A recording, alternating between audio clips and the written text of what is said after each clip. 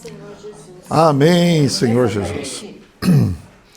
Hoje é dia 30 de outubro de 2025.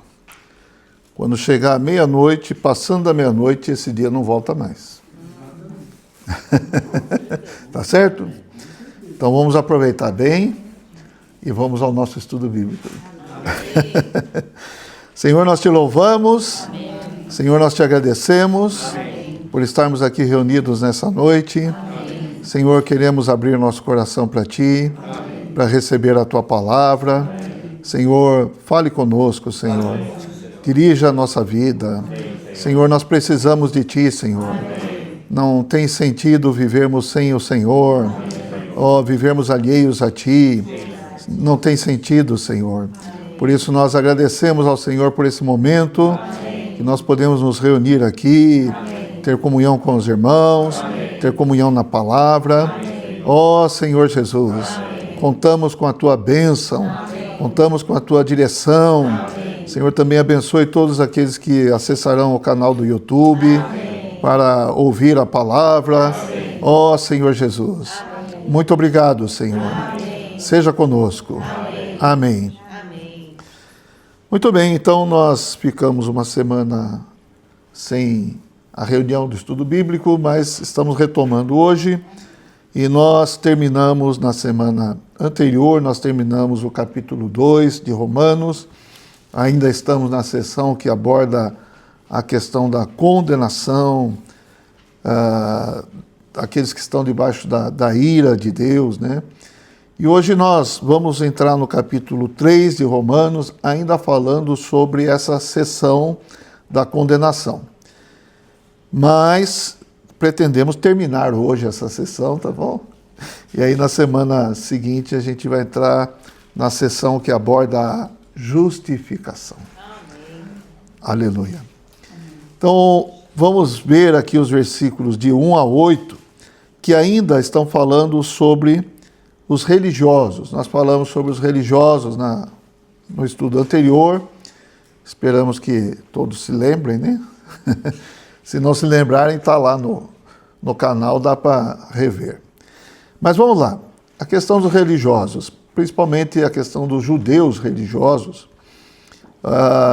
eles tinham a circuncisão, eles tinham a lei, e por isso, muitas vezes, pode parecer que eles têm alguma vantagem. É isso que nós vamos ver também um pouco hoje aqui. E, na verdade, o Senhor valoriza o quê? Não são as coisas exteriores, mas é a realidade interior. Mesmo tendo a lei exterior, eles não conseguiam cumprir a lei. Não conseguiam realizar aquilo que estava na lei de uma forma integral, vamos falar assim. Às vezes alguma coisa exteriormente conseguia cumprir, mas a essência da lei no interior não era praticada, vamos falar assim. Não era a origem das coisas, estava só no exterior e não no interior. Mas nós vamos prosseguir aqui e depois nós vamos perceber que o Senhor tem algo grandioso para nós. Amém? Vamos lá, então. Vou ler o versículo do 1 até o 8 e depois a gente vai falando um pouco. Qual é, pois, a vantagem do judeu? Ou qual a utilidade da circuncisão? Muita, sob todos os aspectos, principalmente porque aos judeus foram confiados os oráculos de Deus. E daí? Se alguns não creram, a incredulidade deles virá desfazer a fidelidade de Deus? De maneira nenhuma. Seja Deus verdadeiro e mentiroso todo homem, segundo está escrito, para seres justificado nas tuas palavras e venhas a vencer quando fores julgado. Mas, se a nossa injustiça traz à lume a justiça de Deus, que diremos? Porventura será Deus injusto por aplicar a sua ira? Falo como homem. Certo que não. Do contrário, como julgará Deus o mundo? E se por causa da minha mentira fica em relevo a verdade de Deus para a sua glória, por que sou eu ainda condenado como pecador? E por que não dizemos, como alguns dizem, alguns caluniosamente afirmam que o fazemos? Pratiquemos males para que venham bens? A condenação destes é justa. Então vamos lá, vamos caminhando no passo do boi aqui, tá certo? Devagarzinho. Paulo usa de argumentos para expor todo tipo de pessoa diante de Deus, e nesse trecho continua expondo aqui os religiosos judeus. Mas é interessante, né? Esse versículo 1, Paulo fala assim: qual é, pois, a vantagem do judeu, ou qual a utilidade da circuncisão? Parece que ele vai falar o quê? Parece que ele vai falar que não tem vantagem nenhuma, né? Não é verdade? Mas ele nos surpreende, ele fala muita. Tem muita vantagem no versículo 2. Então, Paulo, ele está falando de uma maneira assim, para despertar mesmo, né? Para despertar nosso conhecimento das coisas de Deus, para nós buscarmos um pouco mais entender a Deus, né? Então, no versículo 2, ele fala muita sobre todos os aspectos, principalmente porque aos judeus foram confiados os oráculos de Deus. Então, como eu falei, parecia que ele ia falar que não tem vantagem nenhuma, mas ele diz que tem vantagem. O que ele quis dizer com isso? Eu creio que ele está aqui despertando os judeus, porque os judeus tinham tudo na mão. Está dando para entender? Os judeus tinham a proximidade com Deus por meio da lei, por meio dos mandamentos, por meio das ordenanças, da circuncisão. Era o povo escolhido de Deus. Mas eles não aproveitaram. Então ele está falando, vocês teriam que perceber que tem muita vantagem, mas vocês não aproveitaram essa vantagem. Então eu creio que é nesse sentido que Paulo está falando. Tem muita vantagem, mas vocês não aproveitaram essa vantagem. E aqui ele fala que principalmente, olha só, principalmente porque aos judeus foram confiados os oráculos de Deus. Alguém tem alguma versão que fala diferente de oráculo aí? Palavras de Deus, certo? Porque muitas vezes o oráculo tem aquela influência daquele filme que ficou famoso, né? Matrix, né? Então, o oráculo era uma pessoa, não é isso? Então, por isso que eu estou falando. Oráculo pode ser relativo a alguém que fala, que tem a palavra, no caso nosso, de Deus, no caso desse filme não é, né? Tá? Ou exatamente com relação ao falar de Deus, às palavras de Deus, às profecias de Deus. Se nós lermos o Antigo Testamento todo é uma palavra falada para quem? Praticamente para os judeus, entenderam? Então os judeus tinham os oráculos de Deus, tinham as palavras de Deus. Como eles deveriam ter aproveitado isso? Como eles deveriam ter assimilado isso? Então, por isso que eu falo, acho que Paulo está despertando neles que eles desperdiçaram os oráculos de Deus, desperdiçaram o falar de Deus. E essa é uma das grandes vantagens que eles tinham, tá certo? Então, vou citar alguns versículos aqui para a gente entender. Hebreus 1. Como Deus falou muitas vezes aos judeus, tá? Hebreus 1. Fala assim: havendo Deus outrora falado, poucas vezes? Não, muitas vezes, e de muitas maneiras aos pais pelos profetas. O Antigo Testamento, como eu disse, está cheio do falar de Deus, advertências, alertas, palavras para eles se arrependerem, para eles se voltarem ao Senhor, para eles abandonarem os ídolos, abandonarem os deuses dos povos, tá certo?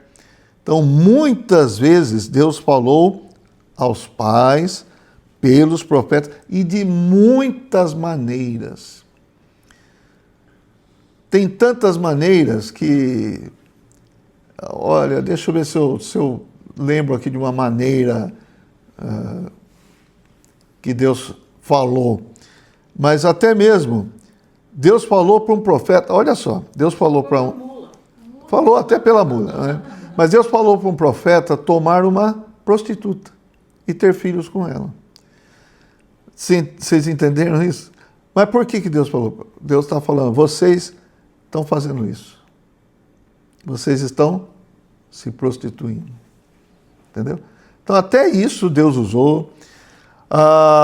O que aconteceu com Jonas também é uma figura para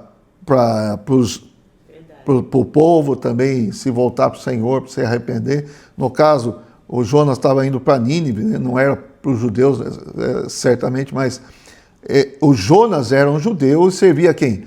O Deus único e verdadeiro.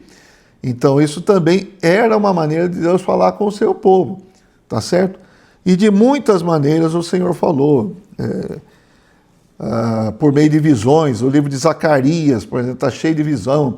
A visão dos dois candelabros de ouro lá, o azeite e tal, tudo isso são maneiras de Deus falar ao povo. Ageu, por exemplo, Ageu fala assim, vocês estão colhendo muito, estão plantando muito e colhendo pouco. É uma maneira de Deus falar. Nas guerras. Tudo. Mas por que eles estão colhendo pouco? Porque não estavam servindo adequadamente ao Deus. Estavam preocupados com suas casas, em vez de reconstruir o templo, que eles tinham sido levados para a Babilônia e o templo estava destruído.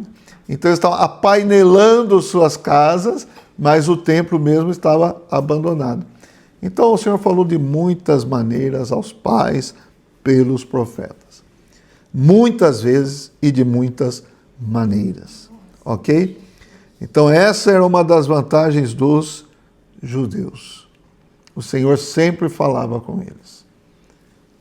Se forem ler, é interessante que some os exemplos, mas tem tantos exemplos, tem tantas maneiras que Deus falou no Antigo Testamento, e tantas vezes o Senhor falou, e tantas vezes o Senhor foi desprezado.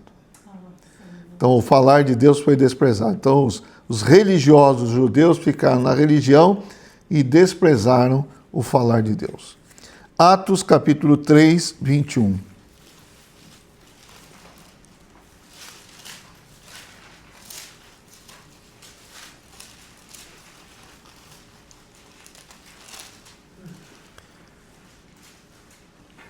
Ao qual é necessário que o céu receba até os tempos da restauração, está falando de Jesus, né? De todas as coisas, de que Deus falou por boca dos seus santos profetas desde a antiguidade. Então Deus falou com os judeus? Falou. Muitas vezes. Tá certo? Então, qual é a grande vantagem dos judeus? Qual que é a grande vantagem? Deus falou tanto com eles, né? Então, eles aproveitaram. Aí que está, né?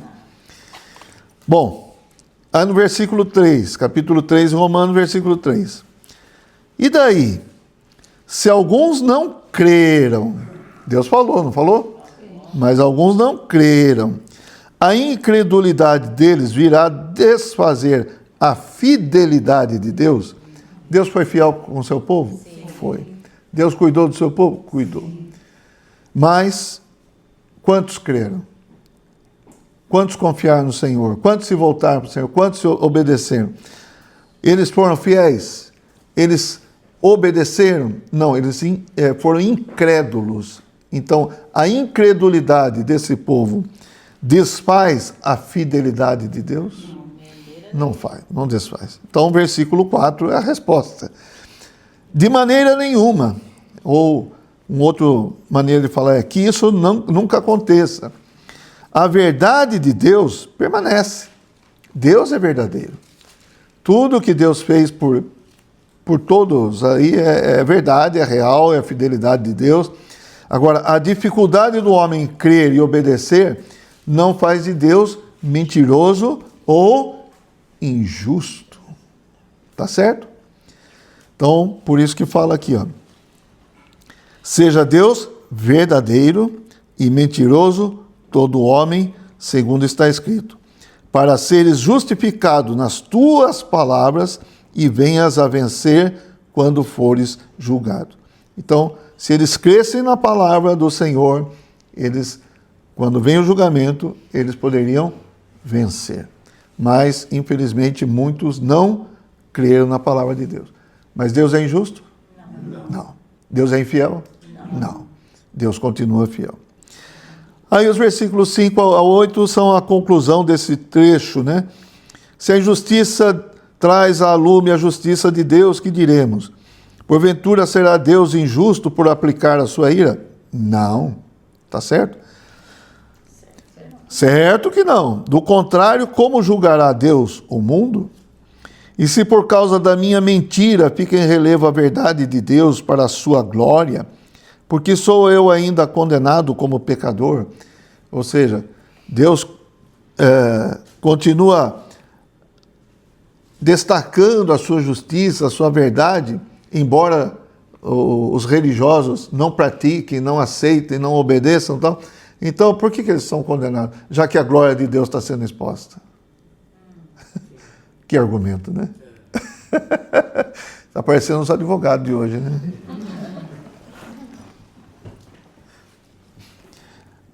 E aí pergunta, como sou eu ainda condenado? E por que não dizemos, versículo 8, como alguns caluniosamente afirmam que o fazemos? Então Paulo está falando, alguns falam que a gente diz isso aí, mas não é bem assim. Pratiquemos males para que venham bens? A condenação destes é justa. A gente tem que entender o seguinte, Deus é justo. Amém. Sempre a justiça é a base do trono de Deus. O homem não ouve a Deus, o homem não quer conhecer as palavras de Deus, desprezam as palavras de Deus e às vezes querem ainda tirar proveito disso. Não tem jeito, né? Deus tem o seu justo juízo. Tá bom? Então o próximo trecho aqui, do 9 até o 20, aqui já não é necessariamente com os religiosos, mas é para as pessoas em geral, tá? Eu vou ler também esse trecho, depois a gente comenta. Versículo 9. Que se conclui? Temos nós qualquer vantagem? E agora? Qual que é a resposta? Então, não, de forma nenhuma, pois já temos demonstrado que todos, tanto judeus como gregos, estão debaixo do pecado. Como está escrito, não há justo nenhum sequer. Não há quem entenda, não há quem busque a Deus, todos se extraviaram, a uma se fizeram inúteis. Não há quem faça o bem, não há nenhum sequer. A garganta deles é sepulcro aberto.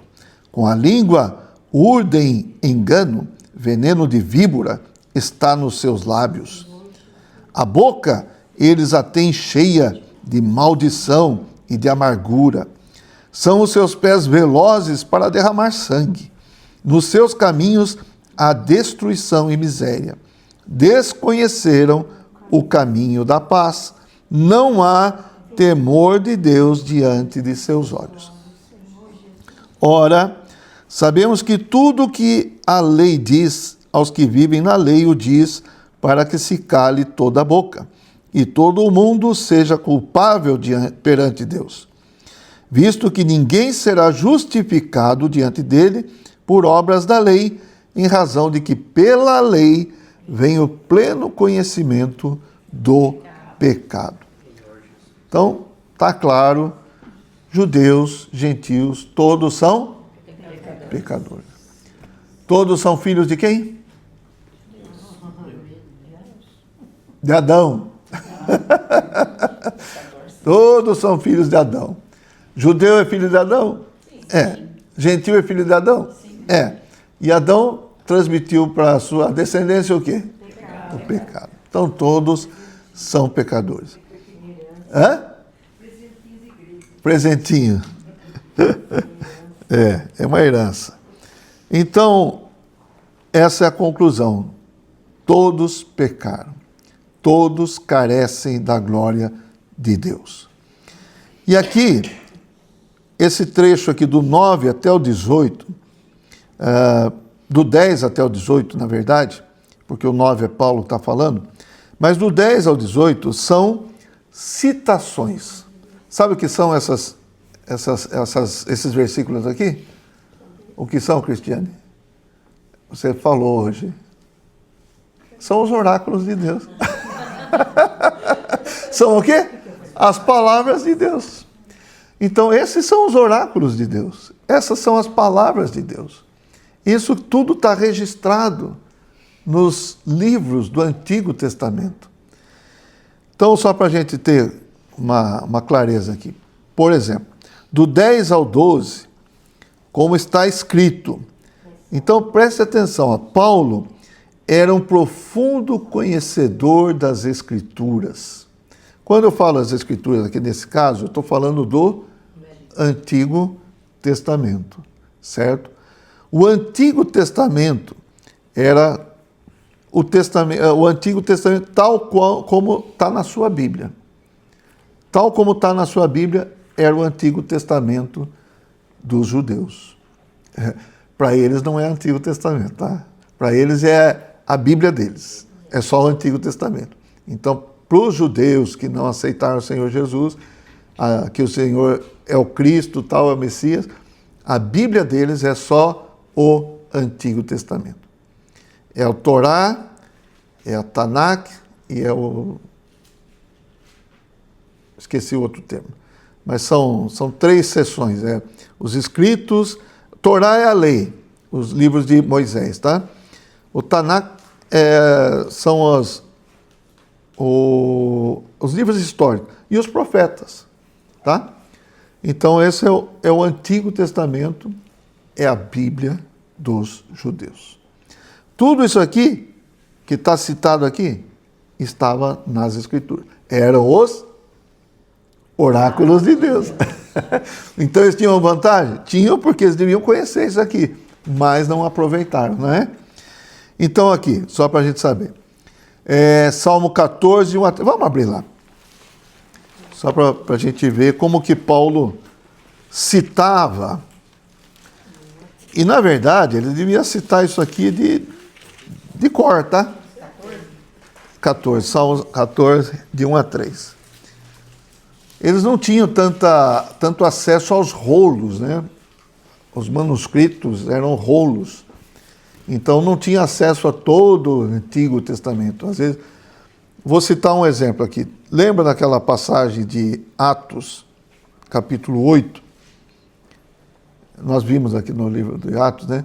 Que tinha lá o eunuco que estava lendo uma porção da Bíblia. Ele estava lendo Isaías. Então, ele era um eunuco, não era judeu, mas ele foi para Jerusalém, ele adquiriu, comprou, não devia ser barato também, e ele era um alto oficial, isso está na Bíblia, da rainha, né? Então ele devia ter condições de comprar, inclusive ele estava num carro, certo? Que carro que era, Vanessa? Era um carro puxado a cavalo, não era um carro como nós temos hoje. Mas ter um carro naquela época já era uma grande coisa. E aí ele estava lendo um trecho de Isaías, um rolo, tá? Mas ele não tinha todo o Antigo Testamento, com certeza. Então eles liam bastante e decoravam muitos trechos da Bíblia. Por isso que eu falo, Paulo deve estar citando isso aqui, escrevendo, né, na carta, de cabeça, de cor. Vamos ver se ele foi fiel ao texto original aqui? Vamos lá. 14, 1 a 3. Diz o insensato no seu coração, não há Deus, corrompem-se e praticam abominação, já não há quem faça o bem. Do céu olha o Senhor para os filhos dos homens, para ver se há quem entenda, se há quem busque a Deus. Todos se extraviaram e juntamente se corromperam, não há quem faça o bem, não há nenhum sequer. Capítulo 53 é igual, tá? Só para vocês terem a referência, 53, de 1 a 3 também de Salmos, também fala a mesma coisa. Aí temos também trechos aqui de Isaías 59. Vamos abrir Isaías 59.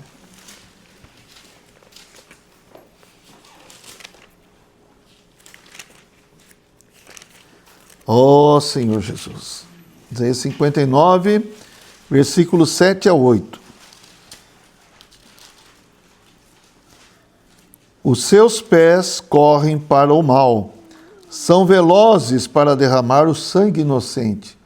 Os seus pensamentos são pensamentos de iniquidade, nos seus caminhos há desolação e abatimento.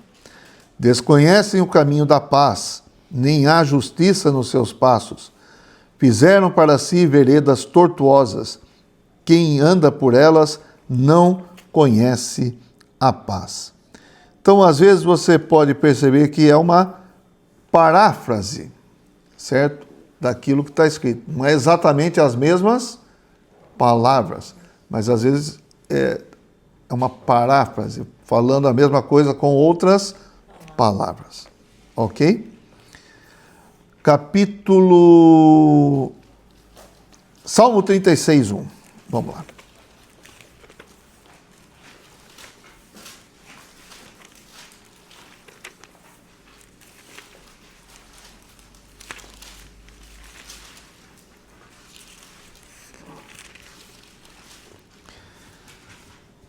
Há no coração do ímpio a voz da transgressão. Não há temor de Deus diante de seus olhos. Bom, poderia falar também o seguinte: Paulo, como judeu que era, ele tinha acesso a essas citações no hebraico original, certo? Também tem a questão de, traduzindo para nós aqui para o português, talvez ele usou a palavra lá que foi traduzida para nós de uma maneira um pouco diferente. Também tem isso. Tá certo? Mas o sentido sempre é o mesmo, tá? Então, só para mostrar para vocês aqui que são os oráculos de Deus, são as palavras que foram faladas aos judeus, são parte das Escrituras, então eles tinham essa grande vantagem de ter acesso ao falar de Deus. Mas eles aproveitaram? Não. E tudo o que está escrito aqui é um retrato da humanidade. Se for ler de novo, você vai ver que é um retrato da humanidade. Por exemplo, a garganta deles é sepulcro aberto. O que significa isso?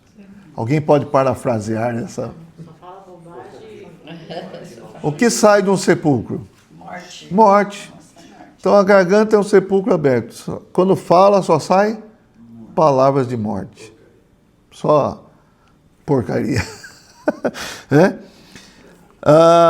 Com a língua urdem engano, veneno de víbora está nos seus lábios. A questão da boca aqui tem bastante coisa, né? A boca eles a têm cheia de maldição e de amargura. É um retrato da humanidade ou não? Sim. É. São os seus pés velozes para derramar sangue. Vamos para a reunião. Meio cansado, certo? Vamos aprontar uma ali. Vai correndo. Partiu. Nos seus caminhos há destruição e miséria, desconheceram o caminho da paz. 18. Não há temor de Deus diante de seus olhos. Sempre me lembro, Provérbios 1, 7. O temor do Senhor é O princípio da sabedoria.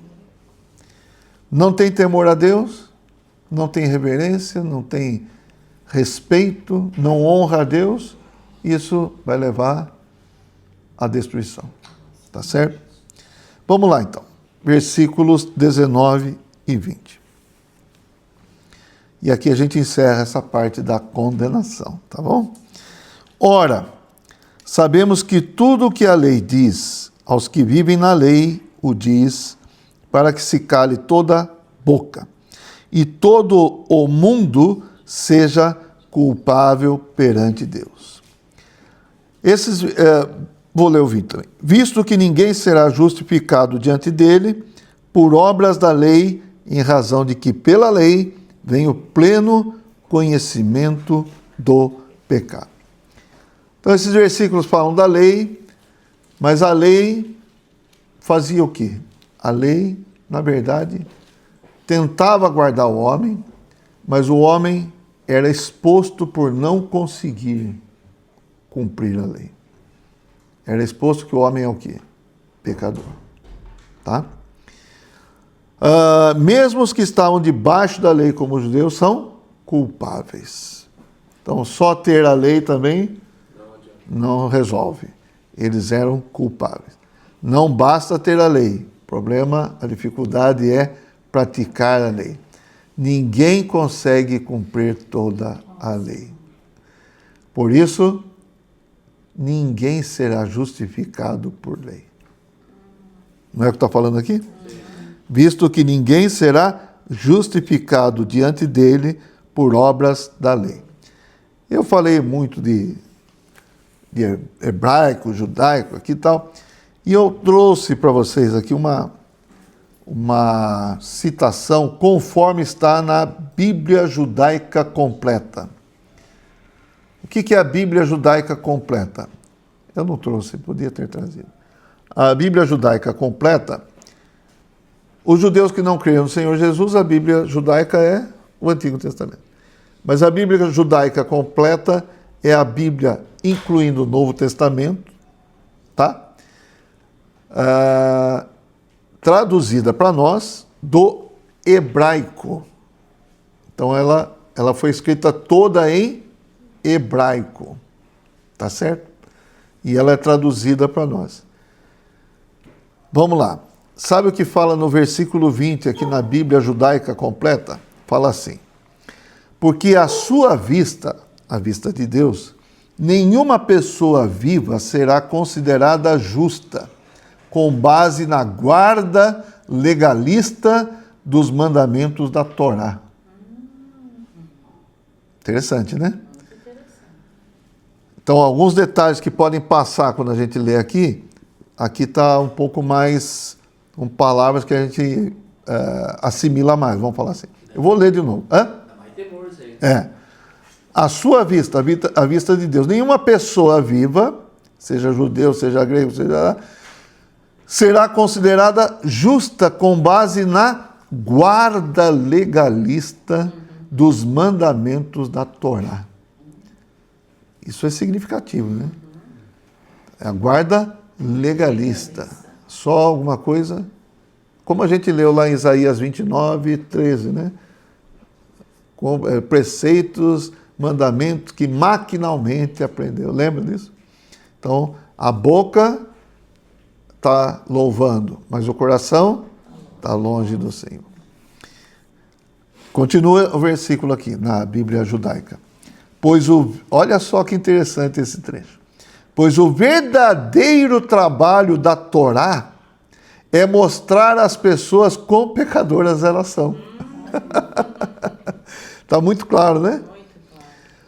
Então, a Torá é a lei, certo?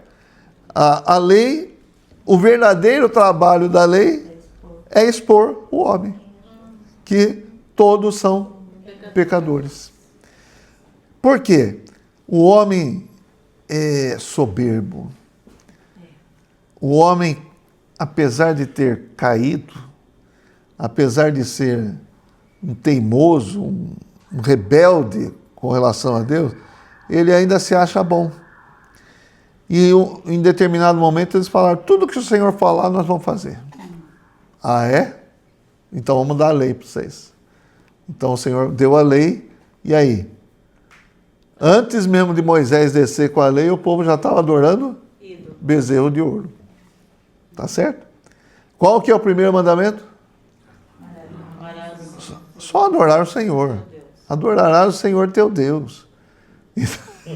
Só ele dará culto. Só a ele adorarás, só a ele servirás, só a ele darás culto. Pronto. Já pisou na bola. Se a gente for sincero também e rigoroso, será que a gente só adora a Deus?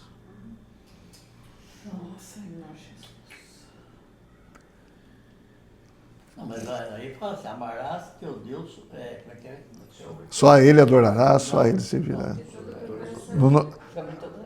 Sobre todas as coisas. Sobre Não todas. significa que deve amar só Deus, né? É sobre todas as coisas. Em primeiro lugar é Deus. É. Depois você pode amar outras coisas, a família. Amar sim. Né? Amar sim. Amar. Adorar não. Não estou falando. Não, eu só estou esclarecendo, né? Amar sim, nós podemos amar, claro. Devemos amar. Na verdade, Deus traz amor para o nosso coração. Né? Mas então a gente também fala versículo. Adoro esse doce. Pronto, já. Se você falar isso pro meu filho, ele fala assim, eu adoro Jesus. Humberto está correto. Às vezes a gente fala de maneira relaxada, eu adoro café. Exato. Não, eu não adoro café. Se eu puser o café aqui diante de mim, eu não vou. Café. Né? Mas eu vou tomar. Eu amo café. Eu gosto muito de café. Mas assim, é que quando a gente quer expressar que gosta muito, a gente usa descuidadamente essa palavra adorar. Adorar, existe dois significados, né? Você adorar Deus, ele é o supremo. Eu vou adorar café. É uma coisa que não, expressão. Não, tá certo. Deus é um substantivo, né? É uma coisa, né, grande. O café é um... Não, por isso que assim, Deus entende. Quando a gente está falando, Deus entende que a gente está falando errado. Mas a gente deveria usar, sim, mas a gente deveria usar a palavra adorar só para Deus. Então, à medida que a gente for se tocando, né, que estou falando de maneira inadequada, vamos corrigindo. Não é que você vai ser fulminado por... eu adoro café. Acabou, né? Não. Mas vamos corrigindo. Tá certo? Vamos. Eu não consigo falar mais adorar. Se eu falar adorar a minha esposa, eu adoro minha esposa. Então. Não, eu falo amo, né? Amo muito minha esposa. É quase adorar. Tá certo. Vamos lá. Então, veja só como também ajuda a questão de nós pegarmos várias traduções da Bíblia que às vezes nos esclarece um pouco mais, né? A conclusão. Nós chegamos aqui nesse capítulo 3, versículo 20, chegamos no final da sessão que fala da condenação. Todos estávamos debaixo do julgamento justo de Deus. Não há um justo diante de Deus, nenhum sequer. Todos andávamos longe de Deus, tá certo? Todos éramos alheios a Deus, ignorantes a Deus, tal. E essas palavras devem soar para nós como uma constatação. Sem Deus e a sua justiça, nós estamos perdidos. Ok? Sim. Sem Deus e a sua justiça, nós estamos perdidos. O homem está perdido. Por isso nós estamos lendo o livro de Romanos, que é o Evangelho de Deus, que traz as boas novas para nós.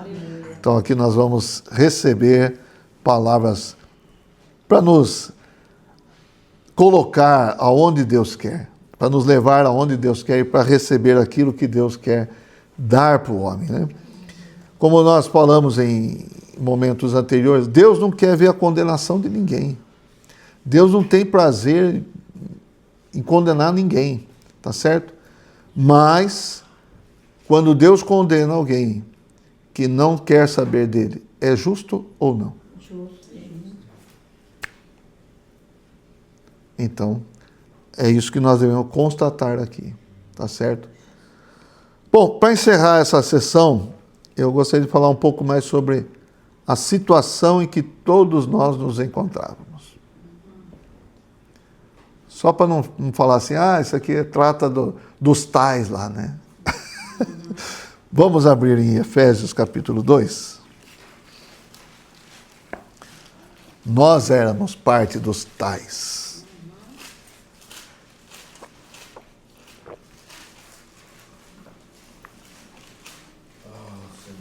Senão nós não valorizamos, né, o que Deus fez por nós. Gostaria de ler, se possível, vocês lerem junto comigo, do 1 ao 3. Efésios 2, do 1 ao 3. Ele vos deu vida, estando vós mortos nos vossos delitos e pecados, nos quais andastes outrora, segundo o curso deste mundo, segundo o príncipe da potestade do ar, do espírito que agora atua nos filhos da desobediência, entre os quais também todos nós andamos outrora, segundo as inclinações da nossa carne, fazendo a vontade da carne e dos pensamentos, e éramos por natureza filhos da ira, como também os demais. Ok? Estávamos mortos. Ele vos deu vida, estando vós mortos. Nós estávamos mortos. Mortos aqui não se trata de morto fisicamente, mas morto, eu quero falar dessa maneira, morto para Deus. Para Deus nós éramos pessoas mortas. Nossa comunhão com Deus era inexistente. Confere? Nossa ligação com Deus era inexistente. Podia até falar a Deus, podia até, mas não como alguém ligado. Tá certo? Cada um tem uma experiência, né? Mas ainda assim havia uma distância, isso a gente deve reconhecer. E estar desligado de Deus é estar morto. Parece que está vivo, mas está morto. Os incrédulos, nós falamos isso aqui, os incrédulos, lembra? Apocalipse 20, versículos 11 em diante, falam do trono branco. No final do milênio, do reino milenar, os incrédulos vão ser julgados nesse trono branco. E o resultado desse julgamento vai ser a condenação, porque eles não receberam o Senhor, eles não creram em Deus. E qual que é a condenação? Lago de fogo. Segunda morte. Perdição eterna. Tá? Então, esse termo, segunda morte, porque é a perdição eterna. O que é perdição eterna? É você vai ficar apartado de Deus definitivamente, eternamente. Isso é morte, não é? Então, o termo segunda morte é bastante significativo. Essa segunda e definitiva morte é o afastamento total de Deus. É triste, né? É triste. Mas a gente tem que estar ciente de que todos têm oportunidade. Tá? Então, agora vamos voltar para nós, né? Nós estávamos mortos. Porque estávamos longe de Deus. Nosso espírito estava lá amortecido, não tinha comunhão com Deus, e nossa sentença também seria A segunda morte. O lago de fogo. Ah, Senhor Jesus. Mas tem muita gente que está morta. Tem muita gente que ainda está morto e ainda vai ter a segunda morte. Tá certo? Ah, Senhor Jesus. Daí fala aqui, né? Nós estávamos mortos nos nossos delitos e pecados. Os delitos e pecados mantêm os homens na morte espiritual. Os delitos e pecados são coisas que vêm enredar o homem, que vêm manter o homem distante de Deus, enganando o homem, usurpando o coração do homem, ocupando o coração do homem. Essa é a artimanha do inimigo. Enquanto ele está ocupando o seu coração, você não vai se voltar para Deus. Enquanto ele estiver distraindo você com tantas coisas, tantas possibilidades, né, vamos falar assim, você não vai se voltar para Deus. Então, os delitos e pecados mantêm o homem na morte, tá? E aí fala assim, no versículo 2, nos quais andastes outrora, segundo o curso deste mundo. Aí tem uma palavrinha que a gente precisa se atentar um pouco. O curso deste mundo. O que é o curso deste mundo? O curso deste mundo é o sistema mundano. É o sistema satânico. As pessoas falam muito de sistema, né? Ah, o sistema isso, o sistema aquilo. E às vezes está falando de sistema, está se referindo ao quê? Por exemplo, você vai comprar alguma coisa, você não tem dinheiro. Ah, por causa do sistema, né? O sistema não permita que eu ganhe dinheiro. Não tem umas coisas assim? Então tem o sistema financeiro, o sistema cultural, sistema educacional, sistema, tudo é sistema. Político, sistema do governo, político, que mais? As tendências, a moda que dita as coisas, tá? Tudo é um sistema, tá? Embora as pessoas não enxerguem, vamos falar assim, elas até admitem que tem um sistema, tá? Mas elas não enxergam que tem um sistemão que engloba todos os sistemas. Tá dando para enxergar? E esse sistemão que eu estou falando é o sistema satânico. O mundo jaz no maligno. 1 João, capítulo 5, versículo 19. O mundo inteiro jaz no maligno. Está debaixo do maligno. Então, admita ou não, conheça ou não, todos estão no curso deste mundo. É fácil sair do curso desse mundo? Você veja, existe um sistema em tudo quanto é canto. O jovem, o adolescente, se não tiver no sistema da turma, ele é excluído, não é? Então ele acaba entrando no sistema da turma para não ser deixado de lado, isolado, etc. e tal, visto como um ET ou sofrer bullying, coisa assim. Então ele entra no sistema. E assim, não é só o jovem, não. Assim é com todo mundo. Todo mundo. Certo? Então, todo veículo é para fazer a sua cabeça.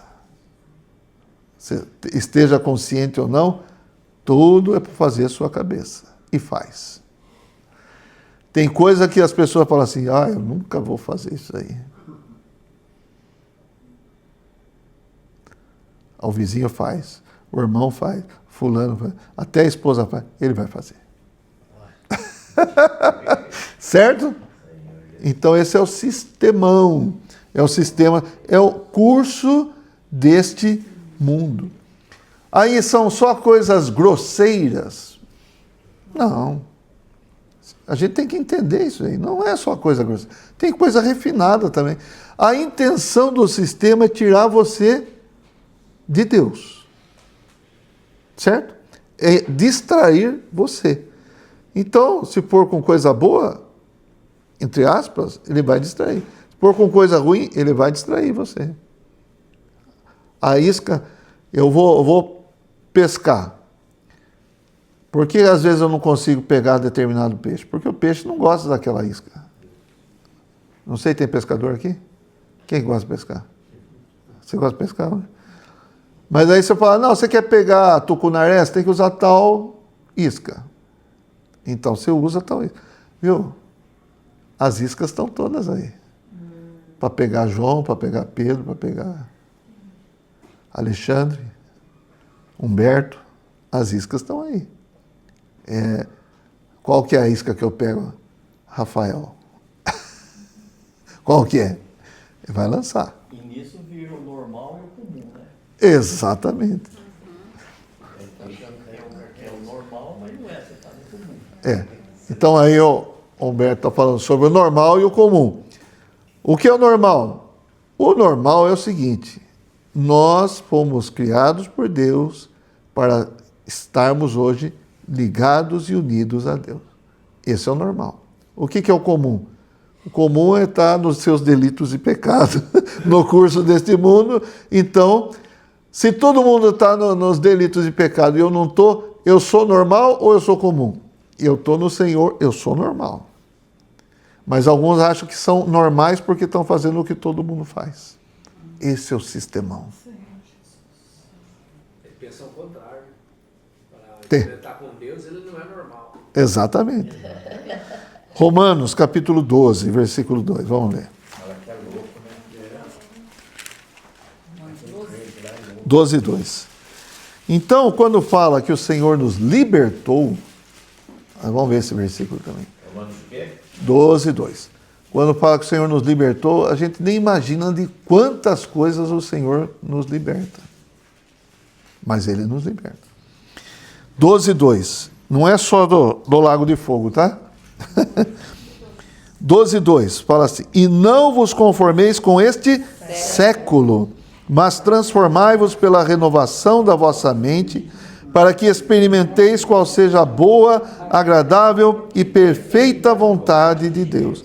Então, o primeiro passo, não nos conformar com este século, não nos amoldar a este mundo. Século aqui é o aion, é o mundo, tá? É a era em que vivemos, são as coisas que são nos apresentadas.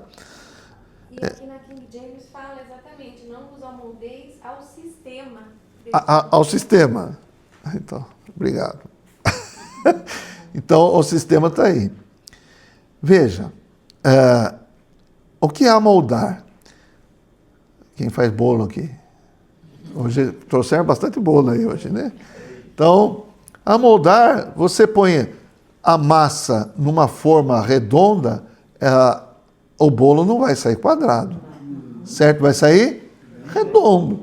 Você põe a massa numa forma quadrada, não vai sair redondo, vai sair quadrado. É isso que o mundo faz. Você está tomando a forma da forma.